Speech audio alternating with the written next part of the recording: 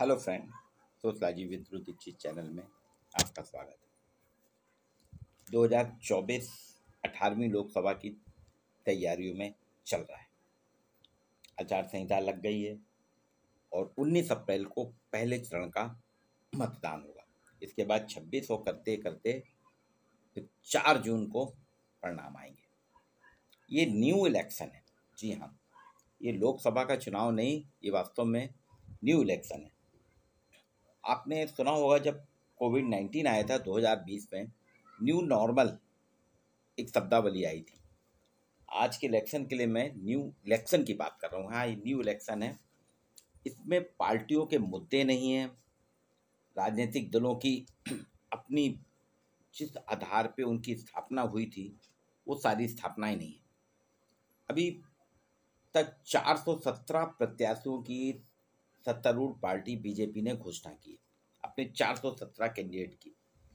इनमें जो आंकड़े हैं, 116 प्रत्याशी भाजपा के नहीं हैं, भारतीय जनता पार्टी के कार्यकर्ता नहीं है, बल्कि दूसरी पार्टियों जैसे Congress, BRS, BSP, TMC, BJD, NCP, Sapa, Anna Dramuk, AAP और अन्य शामिल हुए हैं, जो लगभग 28% होता है। अब आप सोचिए, 1/4 एक पार्टी जितने प्रत्याशी खड़े कर रही है उससे 1/4 उसके अपने प्रत्याशी ने, बल्कि दूसरे दलों से आए हुए प्रत्याशी। एक ये इसलिए मैंने कहा ये न्यू इलेक्शन है। दूसरा, देश की सबसे पुरानी और सबसे बड़ी राष्ट्रीय पार्टी जो कांग्रेस कहलाती है, इसका तो ये हाल है कि इसमें जिसको आज टिकट देते हैं, कल वो इस्तीफा देके बीजेपी में चला जा रहा है। दूसरी चीज, जो कद्दावर नेता जो मंत्री थे, 2-2 3-3 बार मंत्री रहे, जो लंबे समय से चला रहे हैं, जिनका राजनीतिक जीवन 80 के पहले से चला रहा है, उन्होंने अपनी पूरी मर्यादाएं छोड़ के बीजेपी ज्वाइन कर ली। कांग्रेस में ये स्थिति कि वहाँ लगता ही नहीं, जनता इस भ्रम में है कि हम कांग्रेस के प्रत्याशी को वोट देते हैं, हमारी आस्था अगर कांग्रेस के साथ है तो कल ये कांग्रेस में रहेगा कि नहीं रहेगा। कई जगह हुआ है, चाहे वो मध्य प्रदेश हो, चाहे छत्तीसगढ़ हो, चाहे राजस्थान हो, उत्तर प्रदेश, कोई भी राज्य ऐसा नहीं। मध्य प्रदेश में तो ये हालात हो गए हैं कि यहाँ के बीजेपी के पदाधिकारी बोल रहे हैं कि 1 लाख लोग से ज़्यादा हमारे उसमें बीजेपी में कार्यकर्ता बना लिए हैं कांग्रेस के। अब आप सोचिए क्या हालात है। लगभग 2.5 लाख से अधिक कार्यकर्ता, मंत्री, पार्षद, सांसद, महापौर कांग्रेस के बीजेपी में शामिल हो गए। ये न्यू इलेक्शन है, इसमें मुद्दों की बात नहीं, यहाँ गारंटियों की बात हो रही है। कांग्रेस ने 430 गारंटियों की बात की है कि हम 430, उनके जो अभी घोषणा पत्र आया उसमें 430 करेंगे, उसमें बच्चों को भी, युवाओं को भी, महिलाओं को, सबके लिए ये घोषणा पत्र है। बीजेपी का भी घोषणा पत्र नहीं आया। कम्युनिस्ट पार्टी का घोषणा पत्र आया तो वो कह रहे हैं हम सबसे पहले हथियारों पर प्रतिबंध करेंगे, परमाणु बंद कर देंगे और सबको रोजगार देंगे। रोजगार, महंगाई, गरीबी, ये मुद्दे हुआ करते थे। 1971 में तो इंदिरा गांधी ने गरीबी हटाओ का नारा ही दिया था, लेकिन अब गरीबी हटाने की बात कोई नहीं करता, बेरोजगारी घटाने की बात नहीं करता, अब भ्रष्टाचार मिटाने की बात कर रहे हैं। 2014 से लगातार आदरणीय प्रधानमंत्री नरेंद्र मोदी जी भ्रष्टाचार मुक्त भारत की बात कर रहे हैं, 2014, 2019 और 2024, और उन्होंने विजन दे दिया 2024 में अगले 10 साल का, 2047 तक का विजन है। तो ये आया राम गया राम की लहर वाला चुनाव है, इसलिए मैं इसको न्यू इलेक्शन कह रहा हूँ। और इसमें हमारे आपके सामने 2-3 मुद्दे हैं।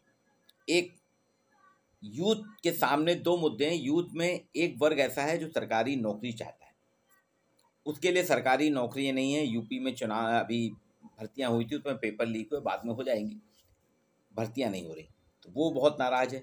एक वर्ग है वो 60% है यूथ, 40% तो सरकारी नौकरियों के भरोसे है, 60% अपनी काबिलियत के भरोसे है और प्राइवेट में जॉब ले रहे हैं, अच्छी अच्छी नौकरी ले रहे हैं, और उनका पैकेज ही होता है 5 से लेके 20 लाख तक, और उससे ज़्यादा भी होता है।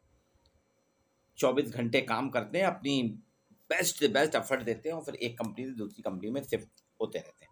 उनको दिखता है फ्लाईओवर, फ्लाइट से आना जाना, घर आना है, पुणे से आना है, बेंगलोर से आना है, जबलपुर, फ्लाइट ली, और 1 घंटे में पहुंच गए। यहाँ काम करे, अपने मम्मी पापा से मिले, कुछ फैमिली फंक्शन किए, फिर फ्लाइट ली और चले गए अपने जॉब में।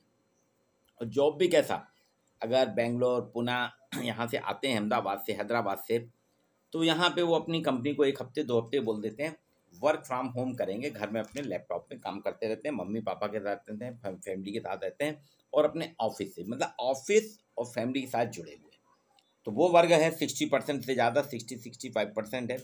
उसको कोई मतलब नहीं नौकरी सरकार दे या न दे, उसको ये विकास का रोड मॉडल जो है, विकास का मैप है, वो पसंद आ रहा है, वो सरकार के साथ है। अभी एक वर्ग जो है, जो मुफ्त की रेवड़ियाँ, मुफ्त का चंदन घिस मेरे नंदन पे है, 5 किलो अनाज मिल रहा है, किसानों को 6,000 रुपये जो किसान राहत राशि वो मिल रही है। मध्य प्रदेश जैसे कई राज्यों में महिलाओं को सम्मान निधि लाडली लक्ष्मी, हमारे यहाँ तो 1,250 रुपये प्रतिमाह मिल रहा है। बेरोजगारी भत्ता मिलता है, स्कॉलरशिप, स्टाइफन, ढेरों योजनाएं सरकारी मिल रही हैं। उज्ज्वला गैस मिल रही है। बंगाल में तो ममता दीदी हर महिला, हर परिवार को वो भी 1,000 रुपये देती हैं और नौकरी की बात कर रही हैं। ये सारी चीज़ें, आप पार्टी तो मुफ्त के चंदन में फेमस है, फ्री बिजली, फ्री पानी, फ्री वाईफाई, सब कुछ दे रहे हैं। ये ओवरऑल जो है, एक वर्ग ऐसा है जो फ्री के उसमें चल रहा है, और पिछले लंबे समय से इनके लिए ये है कि हमको तो सरकार के द्वारा सब कुछ मिल रहा है, फ्री गैस मिल रही, फ्री राशन मिल रहा है, फ्री व्यापार करने को मिल रहा है, सब कुछ मिल रहा है। तो ये वर्ग है।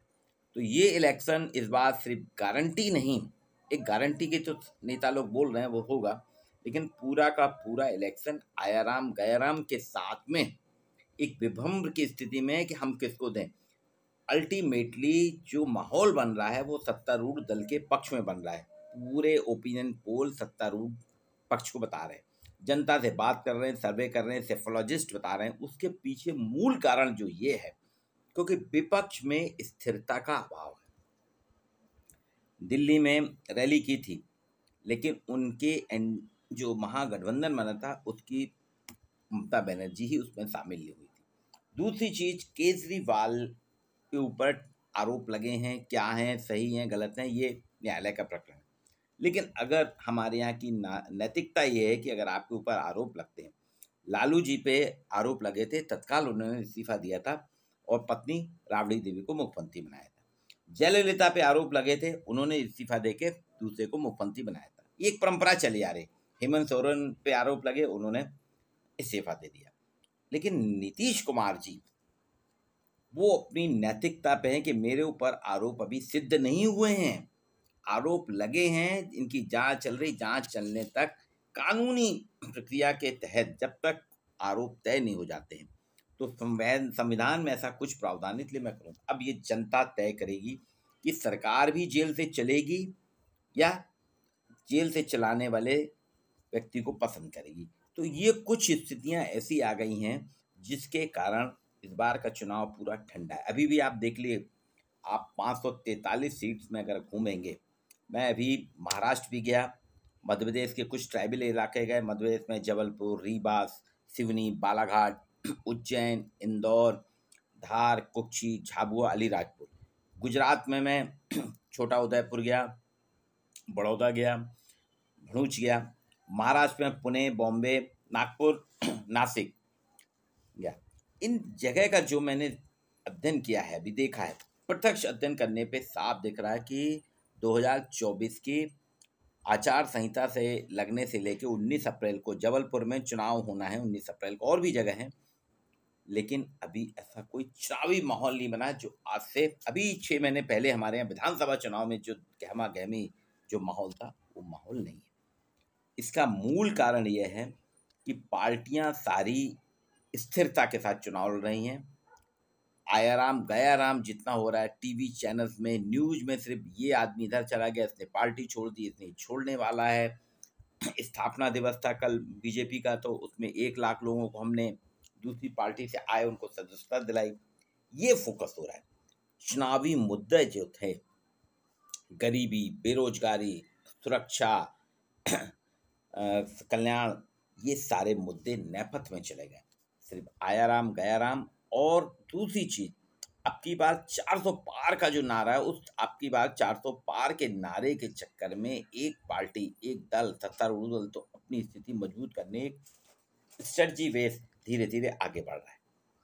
इसलिए उनके यहाँ से भी देखिए कोई बहुत अच्छी चीज़ें नहीं आ रही हैं, कोई बहुत लुभावने नारे नहीं आ रहे हैं, कोई बहुत बढ़िया चीज़ नहीं आ रही है, कोई कल्याणकारी योजना नहीं आ रही है, राष्ट्रीयता की बात नहीं आ रही है।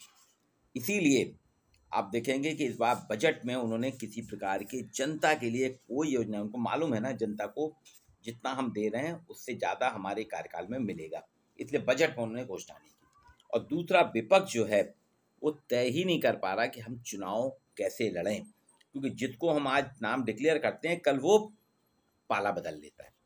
इसलिए इसको मैंने कहा ये इलेक्शन जो है एक न्यू इलेक्शन है, इसको न्यू इलेक्शन कहना चाहिए, इसको लोकसभा का चुनाव ना कह के न्यू इलेक्शन है। जैसे कोविड में स्थिति हुई थी ना, महामारी के कारण समाजशास्त्रियों ने शब्दावली दी थी न्यू नॉर्मल की, कि समाज को न्यू नॉर्मलाइज करना पड़ेगा, समाज को सामान करना पड़ेगा, नए तरीके से हमको स्थितियां निर्मित करना पड़ेगी, सामाजिक व्यवहार हमको बदलने पड़ेंगे।